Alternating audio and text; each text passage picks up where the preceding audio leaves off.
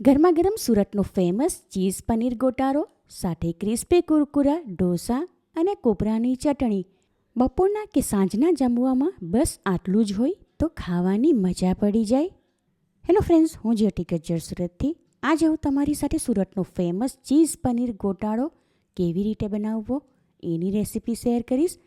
વરસાદમાં ગરમા ગરમ ખાવાની મજા પડી જાય એવો આ ચીઝ પનીર ગોટાળો ઘરમાં હોય એ જ સામાન વાપરીને ઓછી મહેનતે ઝટપટ બનાવી શકાય. તો ચાલો આજની આ મજેદાર રેસીપી શરૂ કરીએ. ગોટાળો બનાવવા માટે 200 ગ્રામ અમૂલ મલાઈ પનીર અને 4 ક્યુબ અમૂલ પ્રોસેસ ચીઝ લીધું.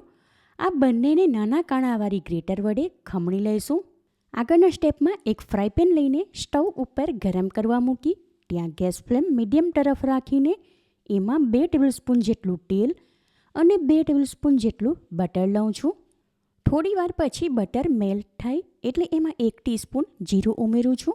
આમાં જીરું વધારે નથી શેકવાનું, થોડુંક કાચું પાકું હોય તો ટેસ્ટ વધારે સારો લાગે.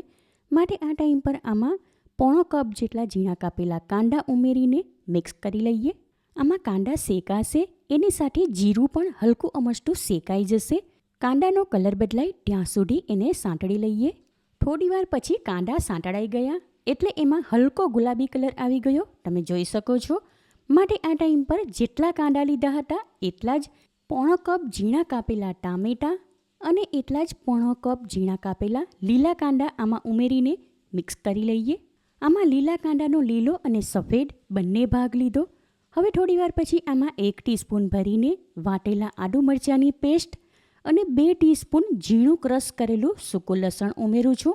લીલું લસણ હોય તો એ પણ ઝીણું સમારીને આમાં ઉમેરી શકાય. મારી પાસે ન હતું માટે મેં સૂકું લસણ વધારે ઉમેર્યું. લીલા મસાલા આમાં મિક્સ કરીને થોડીવાર માટે સાંતળી લીધા. હવે થોડા બેઝિક મસાલા ઉમેરું છું. એમાં 1/2 ટીસ્પૂન હળદર, 1 ટીસ્પૂન ધાણા જીરું પાવડર, 1 ટીસ્પૂન લાલ મરચું, 1 ટીસ્પૂન પાઉંભાજી મસાલો અને મેગી મેજિક મસાલો 1/2 ટીસ્પૂન જેટલો ઉમેરીને દરેક મસાલા આમાં સારી રીતે મિક્સ કરી લઈએ. આમાં 1/2 ટીસ્પૂન ગરમ મસાલો અને સ્વાદ પ્રમાણે 1/4 ટીસ્પૂન જેટલું મીઠું ઉમેરું છું. કારણ કે ચીઝ પણ સોલ્ટેડ હોય છે માટે મીઠું એ પ્રમાણે ઉમેરવું. ગરમ મસાલો અને મીઠું આમાં મિક્સ કરી કાંદા ટામેટાવાળો આ મસાલો મેસર વડે મેશ કરી લઈએ.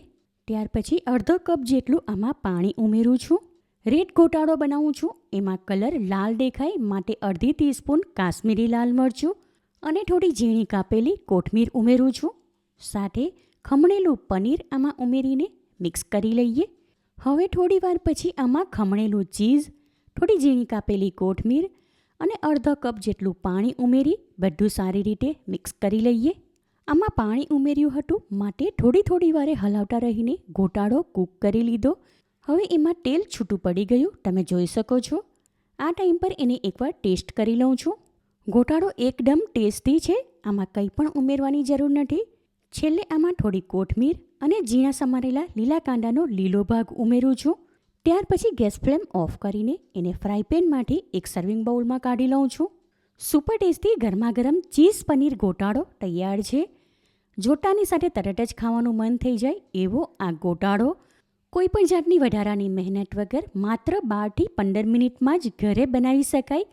ગોટાળામાં પનીર અને ચીઝની સાથે થોડું ફ્રેશ ક્રીમ અથવા મલાઈ પણ ઉમેરી શકાય. થોડું હેવી થઈ જાય માટે મેં નથી ઉમેર્યું. ગરમા ગરમ ગોટાળો પરોઠા, તંદૂર રોટી, પાઉં કે કુલચા સાથે ખાઈ શકાય. આ સિવાય ગરમા ગરમ ચીઝ પનીર ગોટાળો, ક્રિસ્પી કુરકુરા ઢોસા અને લીલા કોપરાની ચટણી બપોરના કે સાંજના ટાઈમ પર ખાવા માટે બસ આટલું જ હોય તો બીજી કોઈ આઇટમની જરૂર ન પડે. આ રીતે તમે ચીઝ પનીર ગોટાળો ઘરે બનાવશો તો બાળકોની સાથે ઘરના બધા જ આંગળા ચાટીને ખાશે.